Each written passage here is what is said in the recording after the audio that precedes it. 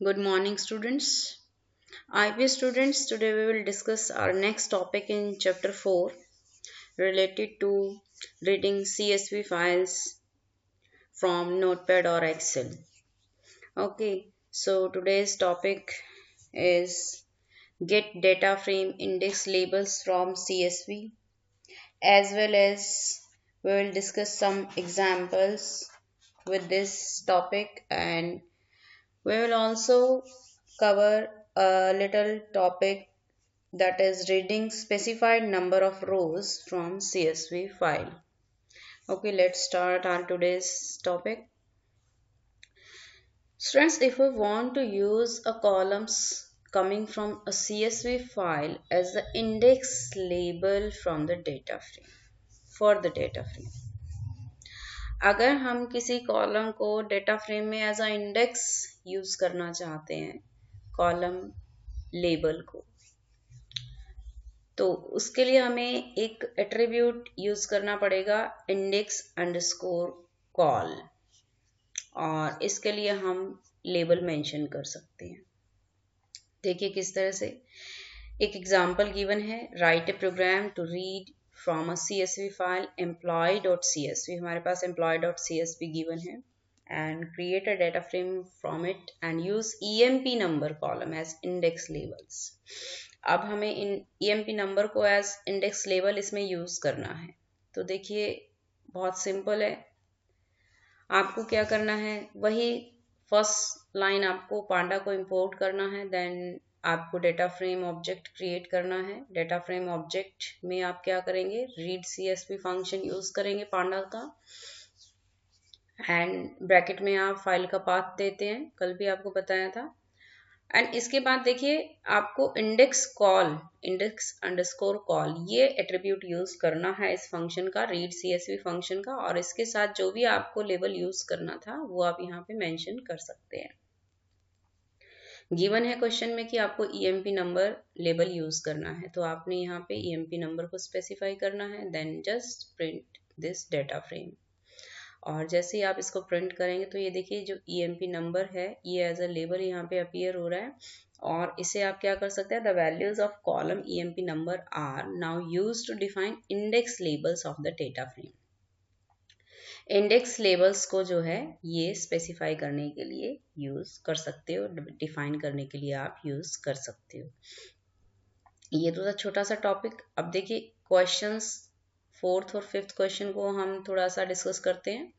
Right a program to read from a CSV file employee.csv। अब यहाँ पे भी employee.csv को ही कंसीडर कर रहे हैं, and create a data frame from it, but data frame should not use files column header, मतलब कि जो फाइल के अपने कॉलम हेडर रो थी ना, जो हेडिंग्स थी, name, designation, salary, EMP code, EMP number जो भी था, ये हेडर रो को यहाँ पे यूज नहीं करना है।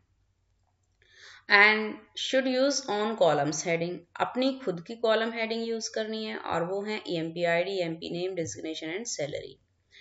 तो आपको पता है जब आपको अपने कॉलम स्पेसिफाई करने डेटा फ्रेम के लिए CSV फाइल में, तो आप क्या करेंगे, उसके लिए नेम्स एट्रीब्यूट यूज करते हैं। वेरी सिंपल, नेम्स एट्रीब्यूट आपने यूज किया, और इसको सीक्वेंस, एक लिस्ट की सीक्वेंस में आपने ये सारे के सारे कॉलम्स जो है यहाँ स्पेसिफाई किए।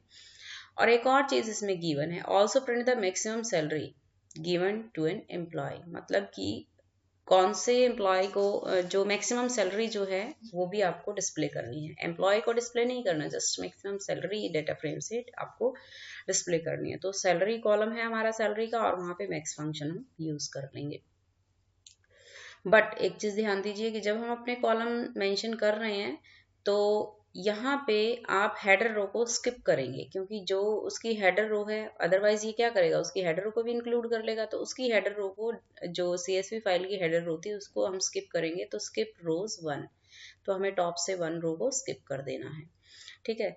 और ये देखिए इसके कॉरस्पॉन्डिंग हमारा जो रिजल्ट रहेगा ये इस तरह से रहेगा। डाटा फ्रेम को आपने डिस्प्ले कर दिया, आपने कॉलम्स को आपने इस तरह से यूज किया, और मैक्सिमम सैलरी जो है आपने यहाँ पे स्ट्रिंग यूज की, maximum salary is data frame dot salary dot max. तो यहाँ पे मैक्सिमम सैलरी इसने डिस्प्ले की है सैलरी कॉलम से 56,000। ओके, फिर है नेक्स्ट नेक्स्ट में देखिए थोड़ा सा डिफरेंस है कि यहाँ एक आपसे क्वेरी मतलब आपसे कोड आपको गिवन है और आपसे एरर पूछी गई है। जो क्वेश्चन को जब प्रैक्टिकली आप कर रहे हैं तो यहाँ एरर प्रोड्यूस हो रही है। तो देखिए एरर क्या है, पहले तो क्वेश्चन को देख लेते हैं क्वेश्चन क्या है।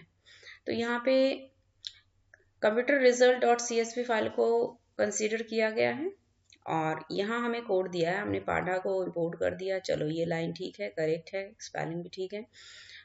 फिर डेटा फ्रेम को क्रिएट किया जा रहा है, pd dot read CSV function use किया, यहाँ तक भी ठीक है। फिर यहाँ पे फाइल का पाथ दिया, चलिए ये भी फाइल का पाथ मान लेते हैं कि जो हमें गिवन है वही होगा। नेक्स्ट देखते हैं, header is equal to none and skip rows is equal to 1। मतलब यहाँ हेडर रो को हमने क्या किया है, हेडर इक्वल टू नन, मतलब कि हम यहाँ हेडर को कंसीडर नहीं कर रहे हैं। जब हम हेडर को कंसीडर नहीं करते ना, मतलब हेडर रो को हम यूज नहीं कर रहे हैं, जो CSV फाइल की हेडर रो थी उसको जब हम यूज नहीं कर रहे हैं तो यहाँ पे क्या एक डिफरेंस रहेगा, जो हेडर रो है ना उसमें अपने एक लेबल की लिस्ट अपीयर हो जाएगी 0 1 2 3, इस तरह से कॉलम्स जो हैं 0 1 2 3 से डिस्प्ले होंगे। और स्किप रोज 1, क्योंकि हेडर रो को हमें यहाँ से स्किप करना है तो स्किप रो 1, तो हेडर रो को हमने स्किप कर दिया यहाँ से। अब यहाँ पे इसके अपने लेबल्स होंगे कॉलम के कॉरस्पॉन्डिंग। और यहाँ क्या कर रहे हैं, प्रिंट मैक्सिमम पॉइंट्स का प्रिंट कर रहे हैं। अब data frame dot points dot max, ये देखिए प्रॉब्लम आ गई। डेटा फ्रेम का नेम है CDF डॉट पॉइंट्स। अब पॉइंट्स यहाँ पे कॉलम, इसमें क्या पॉइंट्स कॉलम होगा, सोच करके देखिए। ये तो डेटा फ्रेम के बाद कॉलम का नेम होगा ना, तो जब हमें यही नहीं पता कि यहाँ कौन सा कॉलम होगा तो ये पॉइंट्स कॉलम कौन सा होगा। पॉइंट्स का कॉलम हमारा कौन सा है, सेकंड कॉलम है। ये हमें CSV फाइल का यहाँ पे छोटा सा एक व्यू दिया गया है। फर्स्ट कॉलम नेम है, सेकंड पॉइंट्स है और थर्ड रैंक है। तो यहाँ जो इंडेक्सिंग होगी, लेबल होंगे कॉलम्स के कॉरस्पॉन्डिंग। जब हमने हेडर को नन किया है तो ये क्या होगा, 0 होगा नेम कॉलम और पॉइंट्स होगा 1। ठीक है, यहाँ पे इंडेक्स होगा, लेबल मेंशन होगा 1। तो हमें यहाँ क्या करना है, CDF ब्रैकेट में 1 आएगा यहाँ पे। ठीक है, देखिए किस तरह से, ये देखिए ये यहाँ 1 आएगा क्योंकि हमारा जो कॉलम है अब हमारे पास पॉइंट से यहाँ पे आइडेंटिफाई नहीं होगा, ये हमारा 1 से आइडेंटिफाई होगा और फिर उसके बाद उस पर मैक्स फंक्शन अप्लाई करना है। तो ये छोटी सी एरर है, इसको आपने ध्यान से रेक्टिफाई करना है। और बस इस तरह की एरर अगर आपसे पूछी जाती है तो बस कोड को आप ध्यान से देखिए कि आपको गिवन क्या है और फिर पूछा क्या जा रहा है।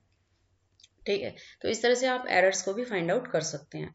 नेक्स्ट एक और छोटा सा टॉपिक है कि reading specified number of rose from CSV file, कि CSV फाइल से आपको कुछ नंबर ऑफ रोज को ही रीड करना है। मतलब सारी की सारी रोज आपको रिजल्ट में नहीं चाहिए, मींस डेटा फ्रेम में आपको ऑल रोज जो है शिफ्ट नहीं करनी है, आपको क्या करना है, कुछ नंबर ऑफ रोज शिफ्ट करनी है। तो उसके लिए हमारे पास रीड CSV फाइल का एक फंक्शन है, दैट इज nRows फंक्शन।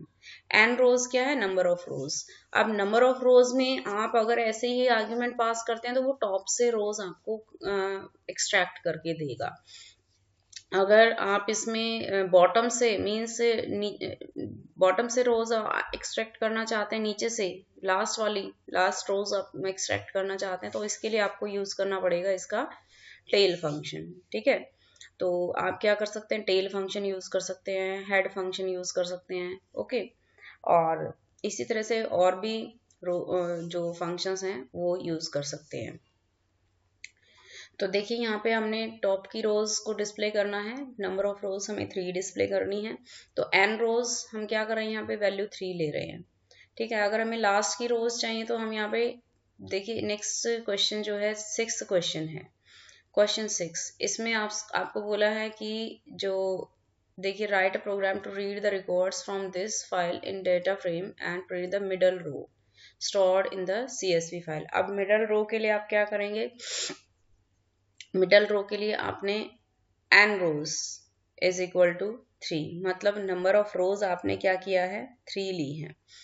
ठीक है, और बस अगर आपने लास्ट वाली रोज लेनी है तो आप टेल फंक्शन यूज कर सकते हैं। ये देखिए ठीक है। इस तरह से आप टेल फंक्शन के साथ भी आप लास्ट वाली रोज को उठा सकते हैं, नंबर ऑफ रोज उठा सकते हैं यहाँ से, ठीक है। और हेड मतलब कि अगर आप टॉप से कुछ रोज को स्पेशली मेंशन करना चाहते हैं तो वहाँ पे हेड फंक्शन भी यूज कर सकते हैं। तो बस यही है आज का टॉपिक। ये जो नेक्स्ट टॉपिक है ये हम कल डिस्कस करेंगे, ये कल के लिए छोड़ देते हैं। तो आज सिर्फ इतना ही प्रैक्टिस कीजिए। कुछ न्यू टॉपिक आपने देखे हैं इसमें तो इनको अच्छे से देखिए, लर्न कीजिए, प्रैक्टिस कीजिए इनको। और जिन बच्चों ने अब तक पाइथन को बिल्कुल भी टच नहीं किया है, मींस जिन्होंने अभी तक प्रैक्टिस नहीं की है पाइथन के 3 चैप्टर्स की, तो उनको मैं यही कहूँगी पाइथन के 3 चैप्टर्स को साथ साथ कवर कर लीजिए। कोई प्रॉब्लम है तो without any hesitation you can ask. And बस आप इसको आज प्रैक्टिस कीजिए, यही आपका होमवर्क है। Okay, bye.